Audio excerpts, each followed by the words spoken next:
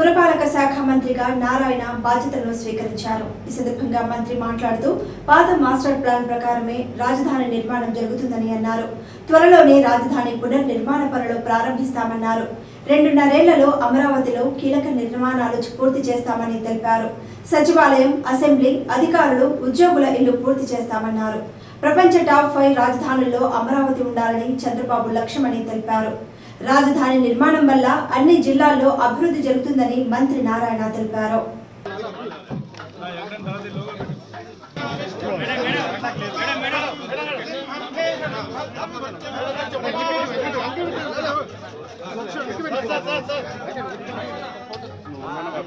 అన్న ఫ్లాష్ పక్కన పెట్టాను నువ్వు కారు డ్రైవర్ లోగో ఎక్కడ ఉంది? లోగో నువ్వు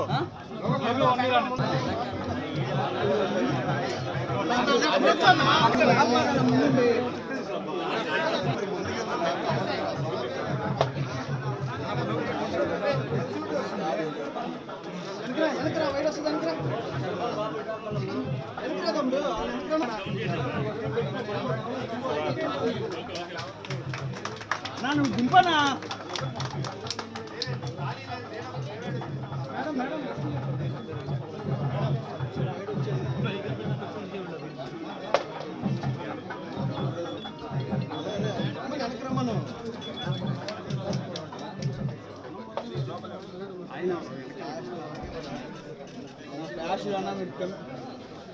రంగా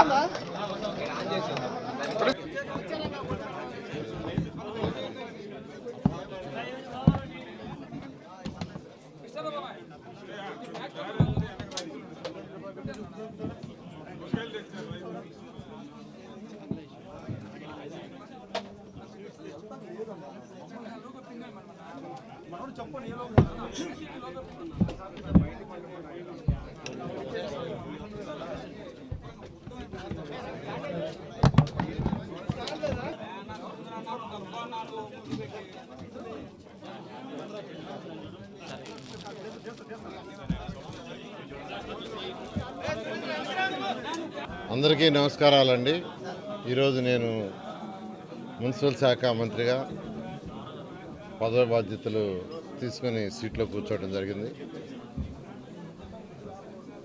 అయితే ఈ యొక్క మున్సిపల్ శాఖలో అతి ముఖ్యమైనది అమరావతి రాజధాని డెవలప్మెంటు, క్యాపిటల్ సిటీ. 217 చదరపు కిలోమీటర్లతో ఆ రోజు ఇక్కడ క్యాపిటల్ సిటీని డిజైన్ చేయడం జరిగింది. దానికి సంబంధించి 48,000 కోట్ల రూపాయలతో టెండర్లు పిలవటం, వర్క్ స్టార్ట్ చేయడం జరిగింది. దాదాపు 9,000 కోట్ల రూపాయలు పేమెంట్స్ కూడా అప్పుడు పే చేశాం. ఆ రోజు ముఖ్యమంత్రిగా ఉన్న నారా చంద్రబాబు నాయుడు గారు నాకు ఒకటే చెప్పారు, ప్రపంచంలో ఉన్న టాప్ 5 రాజధానిలో ఒకటి చేయాలని. ప్రపంచంలో ఉన్న టాప్ 5 రాజధానిలో ఒకటిగా ఉండాలి.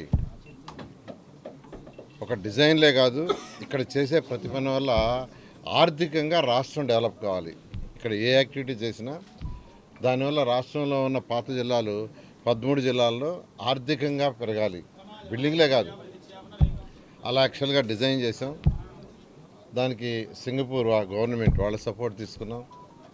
నార్మన్ ఫాస్టర్ అండ్ పార్ట్నర్స్ వాళ్ళకి డిజైన్ ఇచ్చి ఫైనల్గా వాళ్ళ దగ్గర డిజైన్ చేయించాం.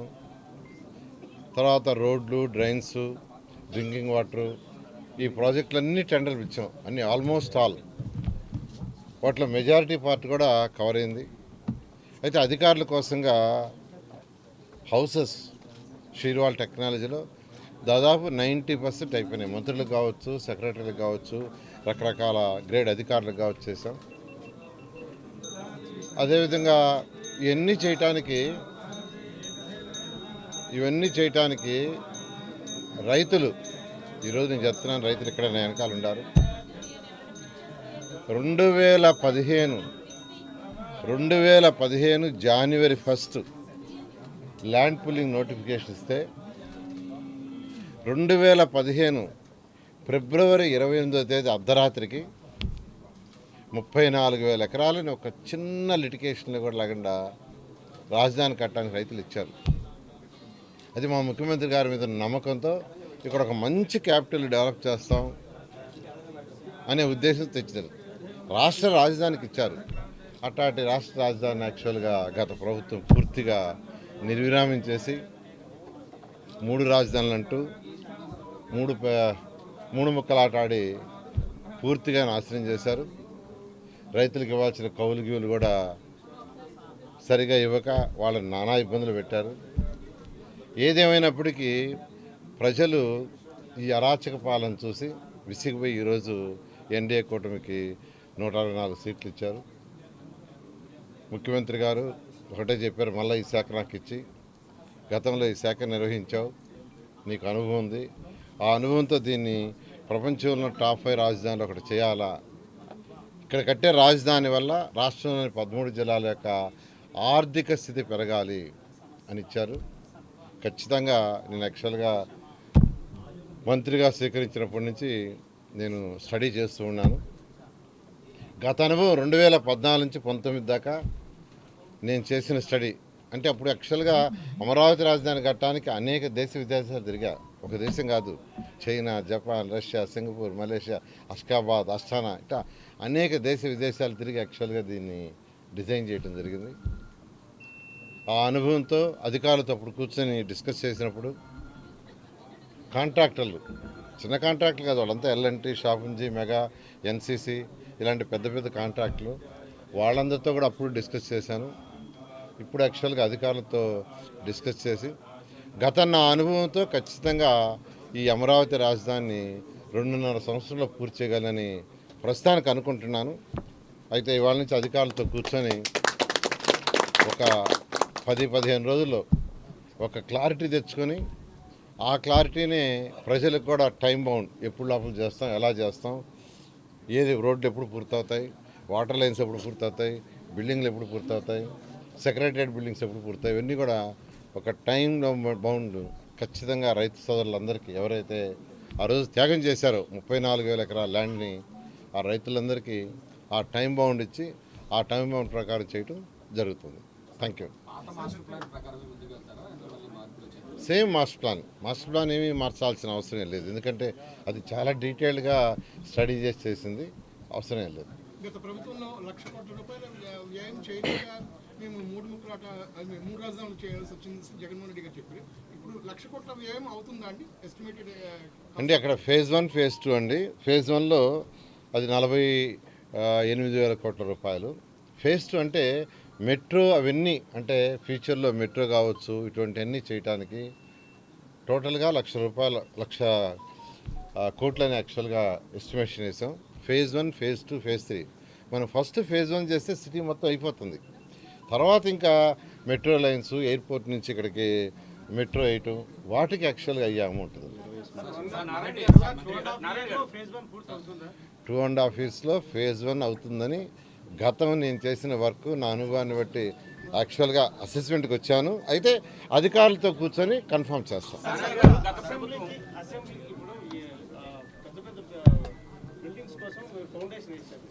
ఇప్పుడు ఆ స్టీల్ అవన్నీ తుప్పుపట్టిపోయినాయి, దాని పరిస్థితి అంతా ఇబ్బందికరంగా ఉంది, చాలా కాస్ట్ పెరిగేస్తుంది కదా, మరి ఎట్లా చేస్తారు? అందుకేనండి అధికారులతో కూర్చొని టెక్నికల్గా ఎటువంటి ఇబ్బంది లేకుండా, టెక్నికల్గా అంటే it is a technical issue, technical ఇష్యూస్ని అధికారులతో సిఈలు, ఎస్సీలు, డిఈలు వాళ్ళతో కూర్చోవాలా, వాళ్ళతో డిస్కస్ చేయాలా, దాని ప్రకారం ముందుకు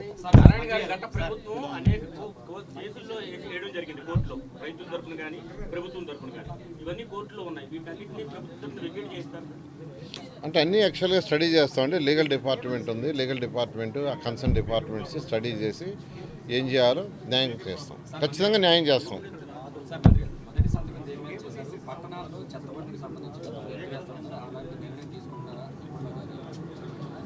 ఇప్పుడే ఛార్జ్ తీసుకున్నాను. నిన్న నెల్లూరులో కొన్ని అన్నా క్యాంటీన్స్ కూడా విజిట్ చేశాను. ఇప్పుడు అన్నా క్యాంటీన్ రివ్యూ ఉంది, ఇది అయిన తర్వాత ఎందుకంటే మా ముఖ్యమంత్రి గారు అన్నా క్యాంటీన్స్ దాని మీద సంతకం చేశారు, మొదటి 5 సంతకాలు ఒకటి, అందువల్ల ఇమీడియట్గా దాన్ని స్టార్ట్ చేయాలనే ఉద్దేశంతో అధికారులకి ఆదేశించాను. వాళ్ళని రమ్మన్న రివ్యూ చేస్తున్నాను. రివ్యూ చేసి డెసిషన్ తీసుకొని దాని మీద ముఖ్యమంత్రి గారికి మళ్ళీ ఒక మాట చెప్పి ఇమీడియట్గా దాని డేట్ ఫిక్స్ చేస్తాం. అందుకని ఇది కూడా అమరావతి క్యాపిటల్ సిటీకి సంబంధించి రోడ్లు అయినా, డ్రైన్స్ అయినా, బిల్డింగ్స్ అయినా, లేదు సెక్రటరియట్ 5 బిల్డింగులు 54 అంతస్తులు, 50 అంతస్తుల బిల్డింగ్లైనా అసెంబ్లీ బిల్డింగ్ అయినా మళ్ళీ అధికారులతోనూ టెక్నికల్ పీపుల్తోనూ కూర్చొని ఎన్ని రోజుల్లో పూర్తవుద్దో ఒక టెంటేటివ్ ప్లాన్ చేసి దాన్ని మళ్ళా రైతులందరికీ రాష్ట్ర ప్రజలందరికీ తెలియజేయడం జరిగి దాని ప్రకారం ముందుకు పోవడం జరుగుతుంది.